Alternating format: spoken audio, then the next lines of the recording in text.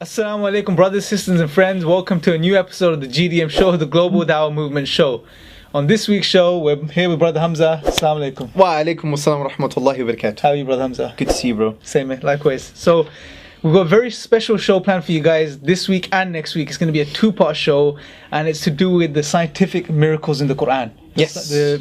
The narrative that we see out there, which is that there are miracles in the Qur'an, the science proves the Qur'an, and so on and so forth, right? Yes. We'll be discussing this, and I have some very interesting questions I have lined up for you to really break this down. Thank you. And to share the truth, basically, with the people, right? Yes. So the first question I'm going to ask you, we'll go straight into this, that is, what are the scientific miracles of the Qur'an? Okay, Bismillahir Rahmanir Rahim. The scientific miracles of the Qur'an claim is usually articulated in the following three ways, and I have these written down. Number one, the Prophet Muhammad, upon whom be peace, did not have access to the scientific knowledge mentioned in the Qur'an, therefore it must be from God. Number two, another way of putting it is, no one at the time of revelation, which was the 7th century, had access to the necessary equipment to understand or verify the scientific knowledge in the Qur'an, therefore it must be from God. And number three, the Quranic verses were revealed at a time where science was so primitive, no human could have uttered the truths mentioned in the Qur'an, therefore it's from God. Right. So that's the kind of way many of the Muslims at different levels in society articulate a case for the Qur'an. Right, okay, excellent. So before we go into the whole narrative, the first thing I want to ask you is for you to give us a bit of a background and why we can't claim a miracle, these scientific mentions in the Quran. Okay, there are three major milestones to what I'll call this kind of science in the Quran movement. Yeah. Right. The first one is based on the book that was written by Dr. Maurice Bucaille called The Bible, the Quran and Science. It was written in 1976, and as you can imagine, this book basically said the Quran is in line with modern science, the Bible isn't. Muslims took this, translated it in many languages.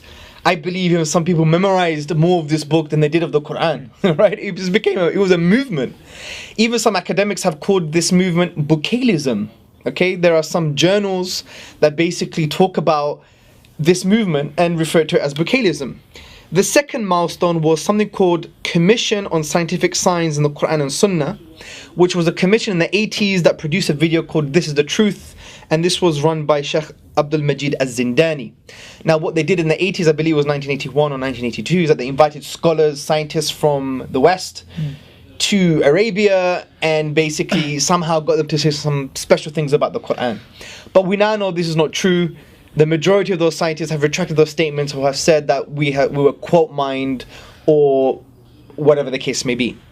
The third milestone for this movement is the popularizers. You had the likes of Dr. Zakir Naik and Sheikh Yusuf Estes and many other callers to Islam who basically have articulated this case. Even myself, I think about 3, 4, 5 years ago, I articulated something very similar, not as strong as this, but we have found out now that it's actually an incoherent and not very robust way of showing that the Quran is true. And the reason for that, just to end on this point, to answer this question, the main reason we can't claim miracles, and we're going to discuss many other reasons, is because of the knowledge of what science is as a method, and science is as a philosophy, meaning the philosophy of science. So if you go to the works of Goethe and Sober, Rosenberg, Stathis Psilos, another philosopher of science, and others, you see that science is limited. For example, it's based on induction. Not only on induction, but let's take induction as an example. Induction is a limited thinking process where you have a limited set of observations where you conclude for an unseen next observation or an entire set of observations, known as weak and strong induction. As you can see, that's probabilistic reasoning. It's not going to be 100% certain. It's always going to range from 0% to 99%, because there's always a possibility of a future observation going against your previous conclusions, which were based on previous observations. An easy way of looking at it is using a crude example using sheep. Say I go to Wales and I want to find out what the color of sheep are. I count 1,000 sheep, they all happen to be white. So using induction, the next instance of sheep is going to be what color? White. Exactly, but that doesn't mean that's true, because it might be black. Right. And because there are black sheep, right? Exactly. We used to sing in nursery rhymes, black sheep. Yeah. So the point is, it just shows that concluding from limited observations doesn't give you certainty. Right, okay. And that's the beauty of science. It's supposed to change based on new observations, new understanding, new discoveries, and that's the beauty. Now, understanding this about science, and we've mentioned this in previous GDM shows, we would see that you can't now apply this to the Qur'an and claim miracle. Because you have to prove, or you have to show, that the science that you think is factual is never going to change. That's absolutely impossible for many things. Like, you know, the philosophers of science and the scientists themselves say that science is revisable. And the other thing that you have to do is that the meaning you've chosen for a particular word in the Qur'an is the meaning intended by God. How do you know? If you don't have any hadith to explain it, you don't have ijma, a consensus to explain these words, then you have to rely on the Arabic language, and you have many layers of meaning for a particular word. That's how rich the Arabic language is. So how do you know this is the meaning that is intended by God? You're basically digging yourself into a hole as well, because what you're saying is if science changes in 10 years' time regarding a scientific fact which you say is in the Qur'an, then what are you going to do? You're stuck. Exactly. Imagine the 19th century Muslim use this narrative. The scientific fact of the time was steady state theory, the universe didn't begin. But the Qur'an says the universe began, the cosmos began. So what do? Reject the Qur'an or reject the science? And this is why in the second show, we're going to give you a really robust method on how to show how the Qur'an is timeless. And how you can reconcile these issues in such an amazing, empowering way. Okay, excellent. Now, I think that in itself is enough to make the point that we don't need to use the scientific miracles approach. However, the next thing I want to move on to... But it's true, it's like Sheikh Akram Nadwi, may Allah preserve him, he says, don't bring things to the Qur'an. Let the Qur'an speak for itself. Like we superimpose an empirical scientific paradigm with the Qur'an. How do you know it's relating to an empirical paradigm? It could be a spiritual paradigm. It could be an existential one. It could refer to so many different things. Allow the Qur'an to speak for itself. And there is a paper on this, which we're going to link to in the video description as well. It's an essay, go and read further and study further. Sure. So the next thing I want to ask you or touch upon is previous civilizations. Now, there's this idea that we have as Muslims, is that, you know, the Prophet ﷺ, you know, he was the first one who mentioned some of these things. This knowledge wasn't present on the face of this earth before the Prophet ﷺ. That's not true. So exactly, that's the question. So the question is what you're saying. So I don't want to. Well, I'll say the question being that was this knowledge, assertive. Was this knowledge there before the Prophet ﷺ? Well, that's the point. No, it was, and that's why we need to learn our history. And I'm quite saddened that we even wrote an essay about this a few years ago, did webinars and try to create a narrative. People still are not adopting this because they're still adopting a false historical narrative. Because people are saying, no one knew this information at the time in the 7th century. That's not true. Let me give you some examples. Consider the setting down of iron. In the Qur'an, in chapter 57, verse 25, the Qur'an says, and we sent down iron. Yes, this is relatively true, that in some meteorites you have iron ore, right? So iron was sent down from that perspective. Does that mean it's a scientific miracle? No, because you had the ancient Egyptians 1400 years before the prophethood of the Prophet Muhammad, upon whom be peace. They described iron as ba en pet, which means iron from heaven. Right. This was like over 1,000 years before the Prophet ﷺ. So you can't claim miraculousness here. Yep. We're not saying the Qur'an is wrong. We're not saying the Qur'an borrowed from these civilizations. No. Right. Okay, because the Qur'an, as we're going to discuss next week, uses words that have different layers of meaning that addresses different civilizations, different understandings. Sure. Because the whole point of these verses is for them to conclude, for us to conclude that God deserves worship. So he wants a 7th century man to think about space in a 7th century way, to think about nature in a 7th century way, to conclude that God deserves to be worshipped. But the Qur'an is so timeless that it does it in such an amazing way, and we're going to discuss this next week. Yeah, of course, that's going to be very powerful, sure. But another example. Sorry, there's more examples. The moon being a broad light. The Qur'an says in chapter 10, verse 5, it is he who made the sun a shining light and a moon a derived light. Nuran means derived light. Now let's ignore how the word shining light and nuran are interchangeable in the Qur'an. Let's ignore that for a minute. Let's just stick to the topic that some Muslims use this word nuran to show that the moon doesn't have its own light because it reflects the light of the sun. Because nuran means like a borrowed light. Yes, that's true. But 500 years BC, 1200 years before the prophethood, Before the Quranic revelation, Thales said the moon is light from the sun. Another Greek, Anaxagoras, in around the same period, he asserted the moon doesn't have its own light, but light from the sun. What about, for example, the Big Bang? The Qur'an says in chapter 21, verse 30, have not those who disbelieve known that the heavens and the earth were one piece, then we parted them. Yes, it's very ambiguous. We don't know the howness and the kind of intricate details. That's not the point of this verse. The point is for us to be in awe and for us to say that God deserves to be worshipped. But this doesn't really refer to the Big Bang, because what Big Bang? There are 20 different models, more than 20 models maybe. The quantum fluctuation model, oscillation model, the Friedmann-Lemaitre model, all these models. What model are we choosing here?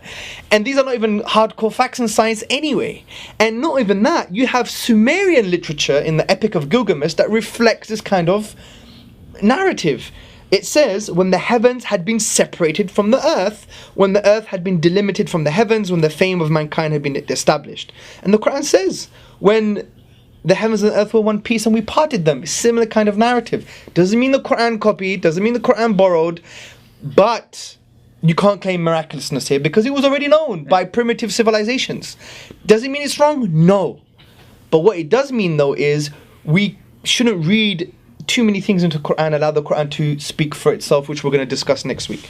Okay, so another question that follows on from this is that the Prophet ﷺ, well, there's this idea that's out there that he couldn't have had access to this information from other civilizations. No way he could have had this access. He wasn't learned, he didn't have, he wasn't around other civilizations and so on and so forth. We know this isn't the case. Is that correct? Yes, the assertion is wrong. They can't claim, oh, even if there was an accurate primitive understanding of science at that time available, the Prophet Muhammad upon him be peace couldn't have access to it at all. Yeah. Again, I'm sorry, this is false. It denies established history of Arabia, and it denies the prophetic traditions are authentic.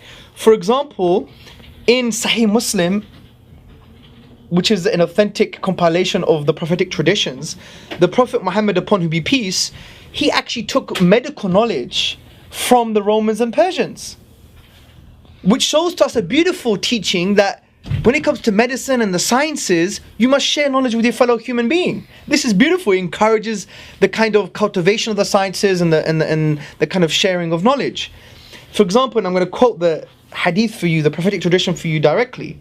The Prophet ﷺ said, I intended to prohibit cohabitation with the suckling women, but I considered the Roman and Persians, and I saw that they suckled their children, and this thing, meaning the cohabitation, does not do any harm to them.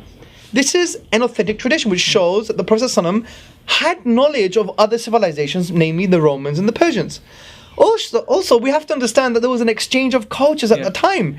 Look at the trading that they'll go to China to trade. What do you think they went? They went for a teleportation system, vowed months of silence, and then picked the goods and went back without speaking to anybody? No, they went on like horse and camel and goat, and they would exchange cultures and discuss. And this is why we even have concepts of linguistic borrowing. Cultures share different languages because of this interchange of cultures. So the point here is, it's highly bizarre for us to make such a claim that he couldn't have access to this knowledge. That's not true. Especially when in Egypt, in around, I think, the 6th century, they already had, in Alexandria, I believe, translations of Greek medical documents. I mean, it's not that far. They went to China, forget Egypt, yeah? Yep. So to make such a claim denies our own Islamic history, and it denies the prophetic traditions. And for example, if you look at the historian Ira M. Lapidus in his book, A History of Islamic Societies, summarizes this. He says, by the mid-6th century, as heir to Petra and Palmyra, Mecca became one of the important caravan cities of the Middle East. The Meccans carried spices, leather, drugs, cloth, and slaves, which had come from Africa or the Far East to Syria, and returned money, weapons, cereals, and wine to Arabia. Okay, excellent. So I think you've summed that up very, very good. I think it's very clear that, we shouldn't be arguing scientific miracles in the Qur'an. It's not the right approach. We shouldn't be doing that. There are many more miracles we could talk about. And at the same time, we need to really emphasize that as Muslims, yes, we know that the Qur'an was revealed to the Prophet ﷺ. It came from Allah subhanahu wa ta'ala. Everything it contains is from Allah. and it's the truth, it's accurate, and so on and so forth. But what we're saying is, don't impose narratives onto the Qur'an itself, right? Yeah, and don't use a flawed methodology, because as we discussed, science is transient, is time-bound, and using a time-bound, limited, transient methodology to prove something that you believe is timeless. Yeah, that's the most powerful. It's flawed, absolutely. And there's nothing wrong with something currently now scientifically contradicting the Qur'an. Yeah. Big deal. Where has science come from? Understand its philosophy, its method, how scientists derive knowledge from empirical data. Yeah. And if you understand that, you see, well, it might change. Next week they may say this, in 1 month this, in 1 year this. Yeah. And we've seen this when you look into the history of science, right? Take even evolution. Evolution has evolved as well in terms of the scientists understanding what evolution is from that perspective. So we need to relax and take a chill pill. However, the reason we're adamant in producing this narrative is because we need to change the narratives in the dawah, in calling people to Islam, because frankly it has created a lot of doubts and it's created a lot of what I call apostasies, because people have left the religion of Islam because the only thing we gave them was scientific miracles. Yeah. And then when they understood what science was, and they understood that actually, you know what, there was knowledge at the time, there was exchange of cultures, it decreases the so-called miracle claim. Yeah. Now, I had a conversation with a student of knowledge saying, yeah, but I knew this Arab speaker, he did the linguistic analysis and it was amazing, and it correlated to what the scientists are saying now. I'm like, wow. And I just said one thing. The reason you find it so amazing, because you already have iman, you already have faith that you know it's from Allah. Yeah. Give them that basis first, and then you could talk about these things if you want from a tadabbur, pondering perspective. But you can't claim it's a miracle, because I said, answer these two questions. Number one, is the science that you're trying to relate it to absolutely true? Can you prove that? Can you prove it won't change next year or in 2 years' time? Can you prove that we have all the number of observations we require for a particular phenomena to conclude that this is an absolute fact? No, you can't even claim that about many things in science, right? Number two, the meaning you've chosen for that particular word in the verse in the Qur'an, is that the meaning intended by God? Yeah. How can you prove such a thing? Because when you don't have the prophetic traditions to explain it, you don't have ijma'a of the scholars, consensus of the scholars, and all the other bits and pieces that you require for understanding the Qur'an, then you have to rely on the Arabic language. Yeah. Arabic language is very rich. It has many layers of meaning. Which one is the one intended by God? Now, if you claim all of them are, then that would support our narrative, which we're going to discuss next week. And just to introduce the narrative before we end, which is very important, the narrative that we're going to talk about is beautiful. We're not throwing the baby out with the bathwater. We're saying the Qur'an is multi-leveled and multi-layered. What does that mean? The words used to describe natural phenomena or things that appear to be natural phenomena or science, these words have many layers of meaning. And these layers of meaning address different mindsets, civilizations across time. That's something far more profound. It's very profound because the Qur'an doesn't have a language that represents a 7th century language. It's a language that is timeless. Yes, there may be some things that may be unscientific, but those are things that are only to encourage us to do more science and do more investigation. Because the Qur'an is not a book of science, it's a book of science. Because the Qur'an, the main purpose of these verses is to show that, look, you came from a blood clot or something that looked quite bloody, right? Or look at the orbits, look at the celestial objects, and they seem to be swimming in the universe, they're floating, or whatever the case may be. That should give a 7th century desert Arab a sense of awe and wonder, thinking, who has done this? Who created the physical causes in the universe to enable this to happen? He deserves to be worshipped. That's the conclusion, deserve to be worshipped. Not there's all these scientific miracles and details. It's not. The verses are quite ambiguous from that perspective. Deliberately to make you think. The Qur'an wants you to think about the most profound conclusion that he deserves to be worshipped. Not that, you know, you have the embryological process in the Qur'an. That's not true. So we're going to discuss this new robust approach, and I think it allows the Qur'an to speak for itself. We don't impose an empirical paradigm, and I hope people listen to us. I think it's been very profound. I think you've covered all the points very, very clearly. The next show is going to be a really, really amazing show, you know, which is going to basically give you something instead, which is far more powerful, far more greater than anything else we've done previously regarding the scientific miracles, and it doesn't limit the Qur'an in any way. We're going to show how timeless the Qur'an is, how profound the Qur'an is, and the examples we're going to give you are going to be mind-blowing. Bi-idhnillah, inshallah. So stick with us next week. Stay tuned, so Jazakallah khair for watching. Hopefully this has been beneficial. Please make sure to like the video, share the video, and subscribe to the channel. Until next time, Assalamu alaikum.